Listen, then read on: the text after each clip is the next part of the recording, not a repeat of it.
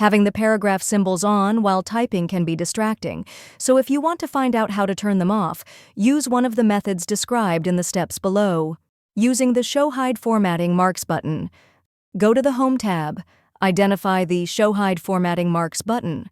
This button looks like a paragraph mark. Generally, it is located in the upper right-hand corner of the Paragraph section of the toolbar. Click on the Show Hide button to remove the paragraph symbols. To turn them back on at a later point, click on the paragraph sign button again. Removing the paragraph marks in Options, click on File, then click on Options. Click on Display. Under Display, look at the section marked Always Show These Formatting Marks on the screen. You should see a checked box labeled Paragraph Marks. Uncheck the box for paragraph marks.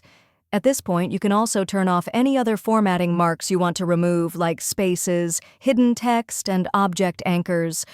Click OK at the bottom of the window. The paragraph marks will no longer appear automatically in any of your documents.